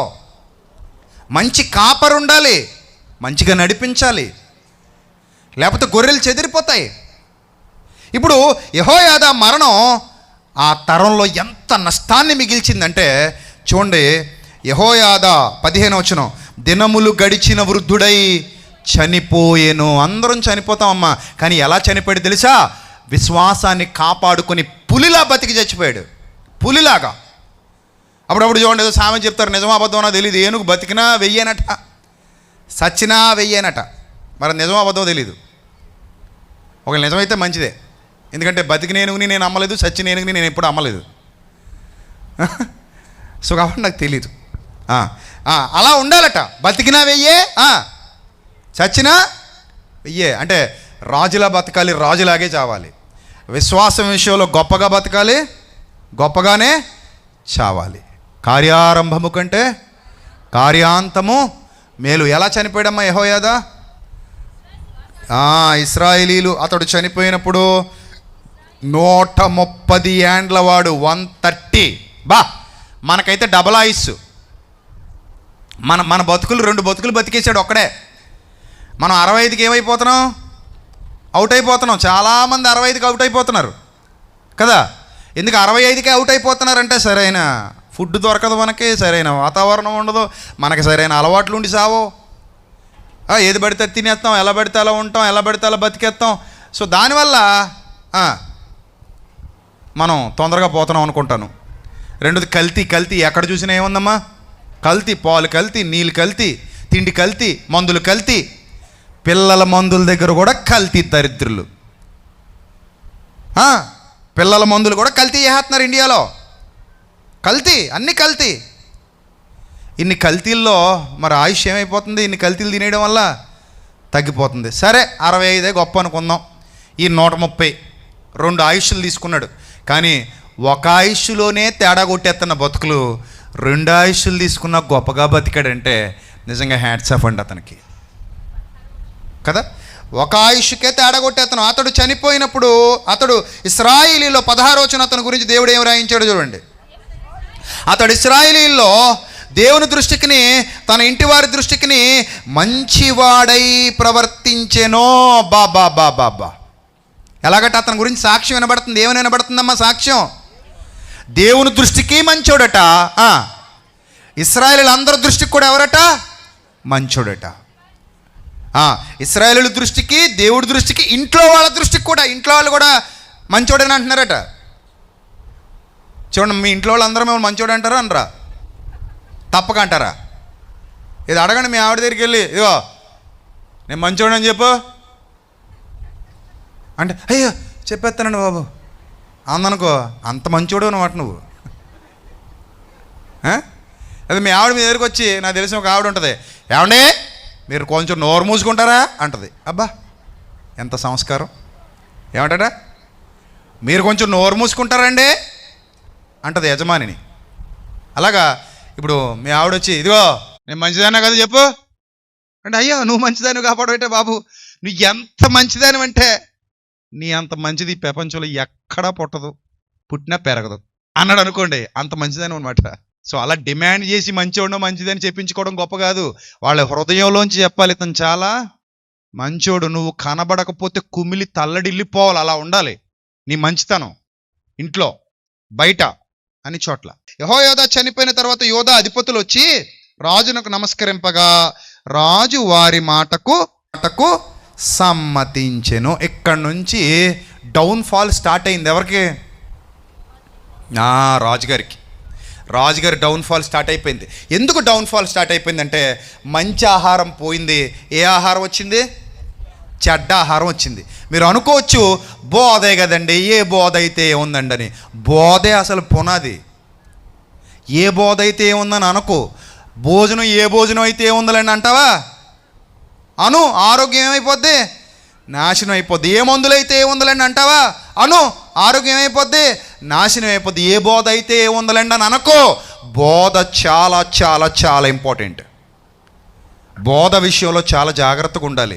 ఎందుకంటే బోధే మనకు భోజనం. బోధ మనకేంటి చెప్పండి? భోజనం. అందుకే క్షయమైన ఆహారము కొరకు కష్టపడకుడి, అక్షయమైన ఆహారము కొరకు మీరు కష్టపడండి అని దేవుని వాక్యం చాలా స్పష్టంగా సెలవిచ్చింది. చూడండి ఎలా భ్రష్టత్వానికి వెళ్ళిపోయాడు అతను. జనులు తమ పితరుల దేవుడైన యెహోవా మందిరమును విడిచి, చూసారా, యథా రాజా తథా ప్రజ. ఆ సామెత ఇక్కడ కనబడుతుంది మనకు కరెక్ట్గా కొట్టొచ్చినట్టు. రాజుగారు కరెక్ట్గా ఉన్నప్పుడు ప్రజలు కూడా ఎలా ఉన్నారు? కరెక్ట్గా ఉన్నారు. రాజుగారు దెబ్బ కొట్టేశాక ప్రజలు కూడా ఏం కొట్టేశారు? దెబ్బ కొట్టేశారు. విడిచేశారట, దేవుణ్ణి విడిచిపెట్టేశారట, మందిరాన్ని విడిచిపెట్టేశారట, అక్కర్లేని బయలు దేవతా స్తంభాలు పూజలు ఇవి మొదలుపెట్టారట. అంటే చిన్నపిల్లల్ని బలిచ్చే కార్యక్రమాలు కూడా మొదలుపెట్టారు వాళ్ళు. అపవిత్ర ప్రవర్తనకి తలొగ్గారు, నీచ కార్యాలు చేయడం మొదలుపెట్టారు, దుర్మార్గపు కార్యాలు చేయడం మొదలుపెట్టారు, దేవుడి పేరిట దుర్మార్గపు పనులు చేయడం మొదలుపెట్టారు. అలా భ్రష్టత్వానికి వెళ్ళిపోయారు. వారు చేసిన ఈ అపరాధము నిమిత్తము యోధా వారి మీదికి, యెరూషలేము కాపురస్తుల మీదికి కోపం వచ్చెను. తన వైపునకు వారిని మళ్లించుటకై యెహోవా వారి యొద్దకు ప్రవక్తలను పంపగా ఆ ప్రవక్తలు వారి మీద సాక్ష్యము పలికిరి గాని వారు చెవియొగ్గనంత దుస్థితికి వెళ్ళిపోయారట. కార్యారంభం బాగుంది, కార్యాంతం ఏమైంది? దెబ్బతినిపోయింది. ఆత్మీయ జీవితం ఏమైపోయింది? ఇప్పుడు నష్టపోయింది. మనుషులు ఆళ్లే, మెటీరియల్ మారిపోయింది లోపల. అందుకే నేను ఎప్పుడు చెప్తుంటాను, బట్టలు కాదురా మార్చాల్సింది, ఏం మార్చాలి? బతుకులు మార్చాలి. బట్టలు కాదు మార్చాల్సింది, ఏం మార్చాలి? బతుకులు మార్చాలి. బట్టలను బట్టి బతుకు మారదు, బట్టలను బట్టి బతుకులు మారవు. అందుకే బట్టలుగా చూడాల్సింది ఏం చూడాలి? బతుకులు చూడాలి. వీళ్ళ మనుషులు శరీరాలు అవే, కానీ బ్రతుకులు చూడండి ఎలా మారిపోయారు. భ్రష్టత్వం వైపు వెళ్ళిపోయారు. గొప్పగా బతుకుతారు అనుకున్న వాళ్ళు ఒక్క నాయకుడు చచ్చిపోగానే నాశనం. అందుకే మంచి కాపరి కావాలి, మంచి వైద్యుడు కావాలి, మంచి నాయకుడు కావాలి, మంచి నాయకుడు కావాలి, మంచి బోధ కావాలి, మంచి బోధకుడు కావాలి, మంచి భోజనం పెట్టాలి, మొమాటము లేని వాడై బోధించాలి. అలాంటి బోధ. డాక్టర్ గారికి మొమాటం ఉండొచ్చా? అంటేనండి ఇంజక్షన్ చేస్తే మీరు ఏమైనా బాధపడతారేమో అనుకునండి, చేయలేదండి అన్నాడు అనుకోండి డాక్టరేట్ అతను.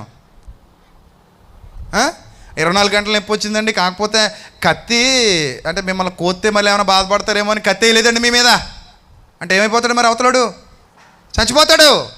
బోధకుడు అలా ఉండకూడదు. వేసేయి, కత్తేసేయి, ఇంజక్షన్ చేసేయి, మందు వేసేయి. బోధకుడి దగ్గర అలాంటి ఉండకూడదు, మొమాటం ఉండకూడదు. అందుకే యేసు ప్రభు వారి దగ్గరికి వచ్చి ఏమనేవారు?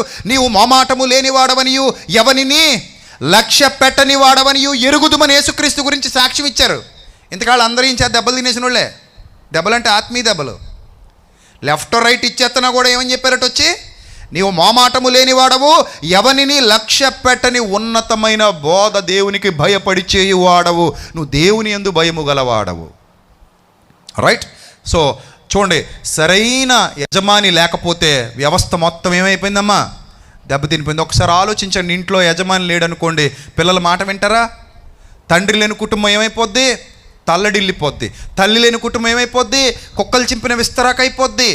అందుకే పెద్ద ఉండాలి ఇంట్లో, సమర్థవంతుడు ఉండాలి, నాయకత్వం బాగుండాలి, చక్కగా వారిని నడిపించే కాపరి కావాలి. కుటుంబంలో అయినా, సమాజంలో అయినా, దేశంలో అయినా, మందిరంలో అయినా సరే, సంఘంలో అయినా సరే. యెహోయాదా లేని లోటు కనబడిందా కనబడలేదా? చెప్పండి మీరు, చెప్పండి అమ్మా. కనబడిందా కనబడలేదా? చాలా స్పష్టంగా కనబడింది. అంత స్వర్ణయుగం చివరికి ఏమైపోయింది? మట్టి పిల్లల కింద ఆత్మీయత నలిగిపోయే దుస్థితికి దిగజారిపోయింది. దుస్థితికి దిగజారిపోయింది. చివరికి రాజు ఏం చేశాడంటే, ప్రవక్తలను పంపిస్తుంటే ప్రవక్తల మాట లెక్క చేయలేదట. ఆ రోజు వీళ్ళు ఏం చేశారంటే, మరొక రాజు వీళ్ళ దేశం మీదకి యుద్ధానికి వస్తున్నాడని తెలిసి అతన్ని ఆపాలని ఏం చేశాడంటే, దేవుని మందిరంలో ఉన్నటువంటి పాత్రలు, దేవుడి కోసం ప్రతిష్ఠించిన వస్తువులన్నీ కూడా రాజుకి ఇచ్చేసారట. దమస్కు రాజు వద్దకు పంపించేశారట. సో ఆ రాజు దగ్గర పంపించేస్తే వాళ్ళందరూ ఈ డబ్బులన్నీ తీసుకుని ఆగిపోతారు అని ఆ డబ్బులన్నీ ఇచ్చేసారట. ఆ మందిరంలో అన్నీ ఇచ్చేసారట, ఆ పాత్రలన్నీ ఇచ్చేసారట. చూడండి, అంటే మందిరానికి విలువ లేదు, దేవునికి విలువ లేదు, ఆ బ్రతుక్కి విలువ లేదు, బోధకి విలువ లేదు. అలా రాజు భ్రష్టత్వానికి దిగజారిపోయిన దుస్థితిలో చివరికి దేవుడు ఏం చేశాడంటే, ఇతను ఎవరి వల్ల బాగుపడ్డాడు? యెహోయాదా వల్ల బాగుపడ్డాడు. యెహోయాదాకు కొడుకున్నాడండి. యెహోయాదాకు ఎవరున్నారు? ఒక కొడుకున్నాడు. ఆ కొడుకు కూడా వాళ్ళ నాన్నగారిలాగా చాలా పవర్ఫుల్ క్యాండిడేట్. ఇప్పుడు కొడుక్కి ఎలాగైతే బుద్ధి చెప్పాడో రాజుగారికి అలాగే బుద్ధి చెప్పాడు. 7 ఏళ్ల వయసులో పరిపాలన మొదలుపెట్టినప్పుడు ఈ రాజుని ఎలాగైతే పెంచాడో యెహోయాదా, కొడుకును కూడా అలాగే పెంచాడు. ఒక పక్క కొడుకును చక్కగా దేవుల్లో పెంచాడు, ఒక పక్క రాజుగారిని కూడా 7 ఏళ్ల వయసు నుంచి ఎక్కడ పెంచాడు? దేవుల్లో పెంచాడు. అలా ఇద్దరినే దేవుల్లో పెంచితే ఒకానొక దినాన్ని ఏం జరిగిందో మీరు జాగ్రత్తగా చూడండి. 20వ వచనం. అప్పుడు దేవుని ఆత్మ అనగా పరిశుద్ధాత్మ యాజకుడుగు యెహోయాదా కుమారుడైన జకర్యా మీదికి రాగా. ఏం పేరు ఆయన పేరు? జకర్యా. యెహోయాదా కుమారుడి పేరు ఏం పేరు? జకర్యా. పరిశుద్ధాత్ముడు జకర్యా మీదికి రాగా అతడు జనుల ఎదుట నిలబడి మీరెందుకు యెహోవా ఆజ్ఞలను మీరుచున్నారు? మీరు వర్ధిల్లరు. మీరు యెహోవాను విసర్జించితిరి గనుక ఆయన మిమ్మల్ని విసర్జించి ఉన్నాడని దేవుడు సెలవిచ్చుచున్నాడు అనెను. ఏమండి, ఎప్పుడైతే ఇలాంటి బోధ బోధించాడో వెంటనే వీళ్ళందరూ ఏం చేశారట? జకరియా గారి మీద కుట్ర చేశారట. ఆ కుట్ర చేసి రాజు మాటను బట్టి, ఎవరి మాటను బట్టి? రాజు మాటను బట్టి యెహోవా మందిరపు ఆవరణం లోపలే ఏ మందిరాన్నైతే వాళ్ళ నాన్నగారు బాగు చేయించాడో, ఏ మందిరంలో అయితే బంగారపు పాత్రలు ఉండాలని కోరుకున్నాడో, ఏ మందిరం అయితే ఈ ప్రజలందరికీ ఉపయోగపడాలని అన్ని కష్టాలు పడి 130 ఏళ్ల పాటు తన బ్రతుకంతా ప్రజల కొరకు ధారపోశాడో, ఆ మహానుభావుడు అల్లారు ముద్దుగా పెంచుకున్న సొంత కొడుకు జకరియా వాళ్ళ నాన్నగారు బాటలో నడుస్తున్నాడు. మా నాన్నగారు ఉన్నప్పుడు చాలా బాగుండేది, మా నాన్నగారు చనిపోయారు, వ్యవస్థ మొత్తం పాడైపోయింది. మా నాన్నగారు చనిపోయాక రాజు పాడైపోయాడు, మా నాన్నగారు చనిపోయాక ప్రజలు పాడైపోయారు, మా నాన్నగారు చనిపోయాక అందరూ పాడైపోయారు. నా తండ్రికి, పరలోకపు తండ్రికి బాధ కలిగిస్తున్నారు, పరలోకపు తండ్రికి వేదన మిగిలిస్తున్నారు, పరలోకపు తండ్రిని బాధ పెడుతున్నారు అని ఆలోచించి పరిశుద్ధాత్మ ప్రేరణ గలవాడై, పరిశుద్ధాత్మ శక్తితో నిండుకొనిన వాడై ప్రజల దగ్గరకు వచ్చి, రే మీ బతుకులు మార్చుకోండిరా, మీరు వర్ధిల్లర్రా, తప్పురా మీరు చేసేది, పాపం రా మీరు చేసేది, అన్యాయం రా మీరు చేసేది, అక్రమమైన కార్యాల్లోకి వెళ్ళిపోతున్నారా, భక్తిని పాడు చేసుకున్నారు, బ్రతుకులు పాడు చేసుకున్నారు, నీతిగా బతకండి, విశ్వాసంతో ఉండండి, యథార్థంగా ఉండండి. ఎలా మొదలు పెట్టారు ఎలా ముగిస్తున్నారు? మీ కార్యారంభం ఏంటి? మీ కార్యాంతం ఏంటి? ఎందుకు ఇలా తగలడిపోయారు? మా నాన్నగారు ఉన్నప్పుడు ఎంత బాగుండే మీ జీవితాలు, మా నాన్నగారు ఉండేప్పుడు రాజు ఎంత బాగుండేవాడు, ఇప్పుడు ఎందుకు రాజు ఎలాగైపోయాడు, మీరు అందరూ ఎలాగైపోయారని దేవుని సన్నిధిలో నిలబడి ప్రకటించాడు, ఖండితంగా ఆజ్ఞాపించాడు, హెచ్చరిక చేశాడు, బుద్ధి చెప్పాడు, ఖండించాడు, గద్దించాడు. అలా జరిగినప్పుడట రాజుకి ఏమొచ్చిందంటే విపరీతమైన కోపం వచ్చేసింది. ఎందుకంటే నేను రాజుని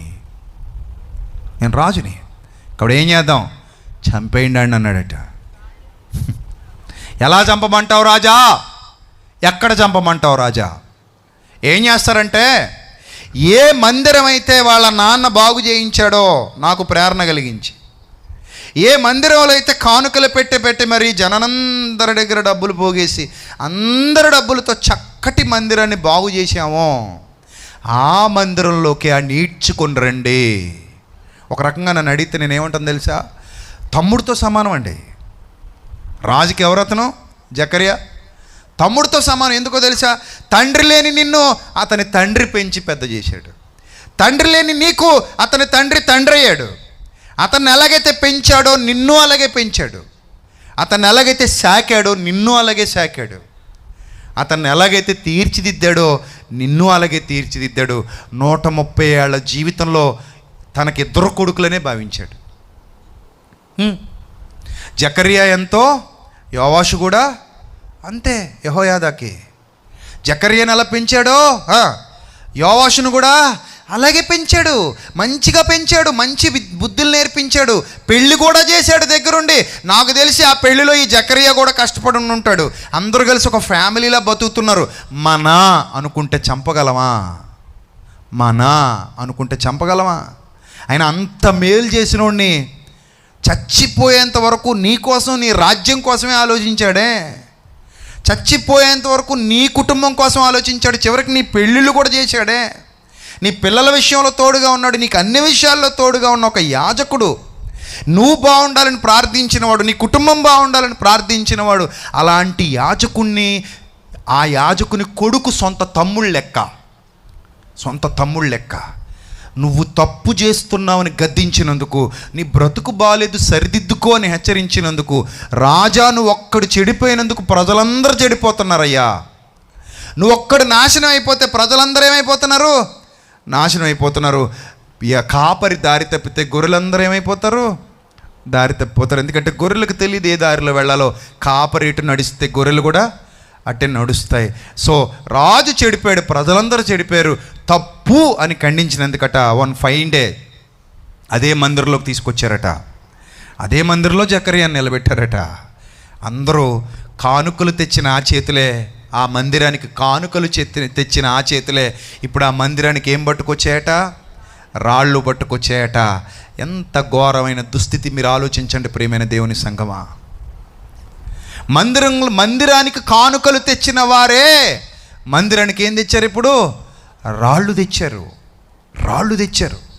ఇప్పుడు ఆ రాళ్లతో సేవకుణ్ణి కొడుతున్నారు. ఆహా, ఎంత ఆధిక్యత వచ్చేసింది వీళ్ళకి. మందిరంలో సేవకుణ్ణి కొట్టి చంపడం, రాజాజ్ఞ బయలుదేరింది, చంపేయండి అన్ని. ఎవడో ఒకడు వచ్చి చెప్పే ఉంటాడుగా, కనీసం బుర్రకి దేవుడైనా ఆలోచన ఇస్తాడుగా. అరే నాయనా, తప్పురా, నిన్ను పెంచి పెద్ద చేసిన ఆయన కుమారుడురా, నీకోసం తన జీవితాన్ని ధారపోసిన ఆయన కుమారుడురా, పాపంరా, అలా కొట్టకూడదు, అది చాలా తప్పు, చంపకూడదు, అలాగా ఆ ఆలోచన నీకు రాకూడదు, అసలు అన్యాయం ఇది నీ క్షేమం కాదు, నీ కుటుంబానికి క్షేమం కాదు, ఇది మంచిది కాదురా నాయన. ఈ పాపం ఊరికే పోదు, ఇలాంటి పాపపు కర్మలు ఊరికే పోవు. అది దేవుని సన్నిధి. ఒకప్పుడు ఎలాగుండేవాడివి? ఆ మందిరం కోసం వస్తువులు కొనిచ్చావు, వస్తువులు సమకూర్చావు, బంగారంతో చేయించావు వస్తువులు. ఈరోజు ఆ వస్తువులన్నీ తీసుకెళ్ళి ఎవడికో రాజుకు తాకట్టెట్టేశావు, మందిరాన్ని పాడుబడేలా చేశావు, జనాలందరినీ తీసుకెళ్ళి బయలుకి అప్పగించావు, అక్కడ ఆరాధనలు చేయమంటున్నావు, ప్రజలందరినీ పాడు చేసావు. 7 ఏళ్ల వయసులో మొదలుపెట్టావు ప్రయాణం, యవ్వన దశకు వచ్చేసరికి చెడిపోయావు, యవ్వన దశకు వచ్చేసరికి నాశనం అయిపోయావు. 40 ఏళ్ల పరిపాలన ఇది. ఈ 40 ఏళ్ల పరిపాలనలో చివరికి వచ్చేసరికి భ్రష్టు పట్టిపోయి తిన్నింటి వాసాలు లెక్క పెడుతున్నావు. నిన్ను పెంచిన యాజకుడిని చంపాలని ప్రయత్నం చేస్తున్నావు. ఆ యాజకుడు కొడుకు, నాకు తెలిసి ఇద్దరు కలిసి ఆడుకుని ఉంటారు 7 ఏళ్ల వయసులో. నాకు తెలిసి ఇద్దరు కలిసి భోజనం చేసి ఉంటారు. నాకు తెలిసి ఇద్దరు కలిసి తిరిగి ఉంటారు. చిన్నపిల్లలు 7 ఏళ్ళు 8 ఏళ్ళు అంటే వాళ్ళకి ఏమీ తెలీదు. కలిసిమెలిసి ఆడుకుంటారు వాళ్ళు. పిల్లల మనసులు పెద్దోళ్ళ మనసుల కంటే స్వచ్ఛంగా ఉంటాయి కాబట్టి తొందరగా కలిసిపోతారు. వాళ్ళు తొందరగా కలిసిపోయి స్నేహితులైపోతారు. అప్పటికప్పుడే కొట్టుకుంటారు, అప్పటికప్పుడు ఏమైపోతారు? కలిసిపోతారు. అలాంటి స్వచ్ఛమైన మనసులు పిల్లలవి. అలాంటి పిల్లాన్ని చంపించడం పాపంరా అని మైండ్కి అనిపిస్తే ఖచ్చితంగా ఆగేవాడు. కానీ ఆగలేదట. ఆ జకరియా అనే ఆయన్ని అన్యాయంగా రాళ్లతో కొట్టేశారు. ఏం చేశారు? చంపేశారు. అతడు చేసిన ఉపకారాలన్నీ మర్చిపోయాడు. చూడండి, అతడు చేసిన ఉపకారములన్నిటినీ మర్చిపోయాడట. జకరియా తండ్రి అయిన 22వ వచనం చూడండి, దేవుడు ఎంత బాధతో వ్రాయించాడో. ఈ ప్రకారము రాజైన యోవాషు జకరియా తండ్రి అయిన యెహోయాదా తనకు చేసిన ఉపకారమును మరచిన వాడై. భ్రష్టత్వం మనిషిలోకి వస్తే ఇలాగే మారిపోతారు. అరే, మనకు ఉపయోగపడ్డాడు కదా ఈ సేవకుడు వల్లే కదా మనకింత మేలు జరిగింది, ఈ సేవకుడు వల్లే కదా నేను 7 ఏళ్ల వయస్సు నుంచి ఎదిగాను, ఈ సేవకుడు లేకపోతే నాకు జీవితమే లేదు కదా, ఈ సేవకుడే కదా నాకు పునాదేశునుడు, అతన్ని కొడుకుని చంపటం మంచిదా? అతను బతికినంత కాలం నా మంచే కోరుకున్నాడు, నాకే ఉపకారం చేశాడు, కుటుంబాన్ని కూడా పట్టించుకోవడం మానేసి నా దగ్గరే ఉండేవాడు, నా కోసమే అహర్నిశలో ప్రార్థన చేశాడు, నా కోసమే ఆలోచన చేశాడు. ఇంత మంచి సేవకుడిని, కుమారుణ్ణి చంపడం న్యాయమా అని ఆలోచించుకోలేకపోయాడట. కనీసం అతడు చేసిన ఉపకారాలు కూడా ఇతనికి ఏం లేదట, గుర్తు రాలేదట. మరిచిపోయాడట. ఈ ప్రకారము మరిచిపోయి, తనకు చేసిన ఉపకారం మరిచిపోయి అతని కుమారుణ్ణి చంపించాడట. ఆ జకరియా దెబ్బలు తింటున్నాడు, రాళ్లతో కొడుతున్నారు. రాళ్లతో కొట్టడం అంటే ఒక రోజులో ఒక క్షణంలో చావరు కదమ్మా. ఒక్కో దెబ్బ శరీరాన్ని తగిలినప్పుడు ఒక్కో రాయి ఒక్కో మొక్క తీసేస్తుంటుంది, ఒక్కో రాయి ఒక్కో గాయం చేస్తుంది. అంటే రాళ్లతో కొడితే చచ్చిపోయేవాళ్ళు మాంసం ముద్దలైపోయి చచ్చిపోతారు. ఎందుకంటే 100 రాళ్ళు చుట్టుముట్టేస్తాయి ఒకేసారి, అన్ని వైపుల నుంచి రాళ్ళు వస్తాయి, తగులుతూ ఉంటాయి. రాళ్ళు లోపలకు చొచ్చుకుపోతూ ఉంటే మాంసం ముద్దలాగా మారిపోయి ఆ మనిషి ఏమైపోతాడు? చచ్చిపోతాడు. చావడానికి ముందట ఒక మాటని చచ్చిపోయాడట. ఏమన్నాడట? నువ్వు నాశనం అయిపోతావు రో అనలేదట. ఏమన్నాడట చూడండి, అతడు చనిపోవునప్పుడు యెహోవా దీన్ని దృష్టించి దీనిని దీనిని దీనిని విచారణలోనికి తెచ్చునుగాక అన్నాడట. ఏమన్నాడట? యెహోవా దీనిని దృష్టించి దీనిని విచారణలోనికి తెచ్చునుగాక. దేవుడు ఒకరోజు న్యాయమైన తీర్పు తీరుస్తాడు. దేవుడు ఒకరోజు నా రక్తానికి తగిన ప్రతిఫలాన్ని ఇస్తాడు. యోవాషు, నేను నీకు ఏ అన్యాయం చేయలేదు, నువ్వు బాగుండాలని కోరుకున్నాను, నువ్వు మంచిగా ఉండాలని నీకు హెచ్చరిక చేశాను, నీకు బుద్ధి చెప్పాను తప్ప నీ కుటుంబాన్ని నేను పాడు చేయలేదు. కానీ ఈరోజు నన్ను చంపేస్తున్నావు, నా పిల్లలు అన్యాయం అయిపోతారు. యెహోయాదాకు మనవలు ఉంటారు, వాళ్ళు అన్యాయం అయిపోతారు. యెహోయాదా కుటుంబం అన్యాయం అయిపోద్ది. పాప జకరియా భార్య ఎవరైతే ఉన్నారో ఆమె అన్యాయం అయిపోద్ది. వాళ్ళ కుటుంబం అనాథలు అయిపోతారు, దిక్కులేని వాళ్ళు అయిపోతారు. అది కూడా ఆలోచించలేదు ఈ రాజు. ఒక మాట బుద్ధి చెప్పినందుకు, ఖండించినందుకు, గద్దించినందుకు అతని జీవితాన్ని నాశనం చేసేసాడు. అప్పుడు అతను మాట్లాడుతున్నాడు, దేవుడు దీనిని విచారణలోనికి తెచ్చునుగాక. ఆ తర్వాత ఆ కర్మ చేసిన ఆ పాపపు కర్మ కొట్టేసింది. ఆ కర్మ కొట్టేసింది. యోవాషు జీవితం సర్వనాశనం. చచ్చిపోయాడు. కుక్క చావు చచ్చిపోయాడు. శత్రువులు రేగిపోయారు, వచ్చారు, చంపేశారు. అతని బ్రతుకు నాశనం అయిపోయింది. చూడండి, అతని బ్రతుకు నాశనం అయిపోయింది. చూడండి 25వ వచనం. వారు యోవాషును 24 నుంచి చదువుదాం. సిరియనులు చిన్న దండుతో వచ్చినను, సిరియనులు చిన్న దండు వచ్చిందట, మళ్ళీ పెద్ద సైన్యమేం కాదు. దేవుని ఉగ్రత వచ్చినప్పుడు అలాగే ఉంటుంది. దేవుని ఉగ్రత వచ్చినప్పుడు అలాగే ఉంటుంది. చిన్న గులకరాయి గొలియాతను చంపేసినట్టు సిరియనులు చిన్న దండు వచ్చిందట. 24వ వచనం. యోధావారు తమ పితరుల దేవుడైన యెహోవాను విసర్జించినందుకై యెహోవా వారి చేతికి అతి విస్తారమైన సైన్యాన్ని అప్పగించేశారట. అతి విస్తారమైన సైన్యం చిన్న దండు చేతిలో ఓడిపోయిందట. చూడండి, యోవాషుకు శిక్ష కలిగెను. వారు యోవాసును విడిచిపోయినప్పుడు అతడు మిక్కిలి రోగి అయి ఉండెను. మిక్కిలి రోగి. గుర్తుపెట్టుకోండి ప్రియమైన దేవుని పిల్లలారా, ఈ రోజు ఉన్నట్టు రేపు ఉంటుంది అనుకుంటున్నావేమో, నో ఛాన్స్. ఈరోజు గడిచినట్టు రేపు గడిచిపోద్ది అనుకుంటున్నావేమో, నో ఛాన్స్. ఈరోజు ఉన్నట్టు రేపు ఉండదు. ఈరోజు బలంగా ఉన్నాను కదా అని ఇష్టం వచ్చినట్టు వ్యవహరించావంటే, దేవునికి విరోధంగా బ్రతికావంటే, రేపు పొద్దున ఒకానొక పరిస్థితి వస్తుంది. ఆ రోజు నీ అన్న వాళ్ళే నీకు దూరం అయిపోతారు. జాగ్రత్త. మిక్కిలి రోగి అయి ఉన్నాడట. అప్పుడు యాజకుడైన యెహోయాదా కుమారుల ప్రాణహత్య దోషము నిమిత్తము అతని సేవకులు అతని మీద కుట్ర చేసి, అతడు పడక మీద ఉండగానే అతన్ని ఏం చేశారట? చంపేశారట. రోగి అయిన వాడు ఇంకేం చేయగలడు? రోగం వచ్చి మంచం పట్టాడు. ఆ ప్రాణహత్య దోషం ఇతని మీదకి వచ్చింది. యెహోవా న్యాయమైన విచారణ చేయునుగాక అంటూ చచ్చిపోయాడు. అందుకే కార్యారంభము కంటే, చెప్పండి ఏది మేలు? కార్యాంతం మేలు. ఇప్పుడు చెప్పండి, విశ్వాస జీవితాన్ని కట్టుకుంటే బాగుందా, ఇలా పడగొట్టుకుంటే బాగుందా? మొదటి రోజు ఉదయకాలంలో మొదటి సెషన్లో ఒక మంచి సందేశం ద్వారా దేవుడు మనతో మాట్లాడుతున్నాడు. ఒక మంచి సందేశాన్ని ఇచ్చాడు దేవుడు మనందరికీ ఈ ఉదయకాల సమయంలో. అసలు ఈ సెమినార్లో ఇంకెలాంటి పాఠాలు వినబోతున్నామో మనకు తెలియదు, కానీ ఇది మాత్రం మంచి రెమెడీ మనందరికీ. ఏంటంటే, ఫస్ట్ ఇప్పుడున్న చెత్తంతటిని కడిగేసుకుని కొంచెం హృదయాన్ని శుద్ధిగా ఉంచుకోవడానికి ఈ ప్రసంగం మీకు చాలా అవసరం అనమాట. అన్నం తినే ముందు ధనియాల రసం తాగినట్టు, మంచి అన్నం తినే ముందు ఏం తాగినట్టు? ఒక ధనియాల కషాయం తాగినట్టు ఒక మంచి ప్రసంగం ద్వారా దేవుడు మనకు బుద్ధి చెప్పి మనల్ని సెట్ చేస్తున్నాడు. నాయన, ఆ రోజుల్లో ఇంకా చాలా ప్రసంగాలు వినాలి. పాత్రను మొదట కడగటం నేర్చుకో. గిన్నెయు పళ్ళెమును లోపల శుభ్రం చేసి రెడీగా ఉండు. స్టార్టర్స్ అన్నమాట. ఈ స్టార్టర్ ఎందుకు అనుకుంటున్నావు? నువ్వు నిలబడాలి ఆత్మీయంగా. అంటే కార్యారంభము కంటే కార్యాంతము మేలనే పాఠాన్ని నేర్చుకుని ఈ సెషన్ని మొదలు పెడుతున్నాం. మనం ఈ సెమినార్ మొదలు పెడుతున్నాం. ఇంకా రాత్రి నుంచి ఒక్కో మెట్టు ఎక్కుతా పోతాం. నాకు దేవుడు మంచి గొంతు బాగుంటే మధ్యాహ్నం రాత్రి రోజుకు 3 సెషన్స్ తీసుకుందాం అనుకుంటున్నాను నేను ఇలాంటి పాఠాలతో. కానీ మరి అవకాశం లేకపోతే రోజుకు 2 అయినా తీసుకుంటా. మిమ్మల్ని డిసప్పాయింట్ చేయను సుమి. 6వ రోజుకి వచ్చేసరికి ఆటం మామూలే, మామూలుగా ఉండవు. సాయంత్రం ప్రసంగమే అదిరిపోద్ది. అందుకే నేను వెయిట్ చేస్తున్నా మీతో పాటు, టైం రాత్రి ఎప్పుడు అవుద్దా అని. మీకే కదా, బయట వాళ్ళకి కూడా చాలామంది కోసం వెయిటింగ్ అక్కడ. సో యూట్యూబ్లో లైవ్ వెళ్తుంది కదా, వాళ్ళు కూడా చూస్తారు, బయట వాళ్ళు కూడా చూడాలి.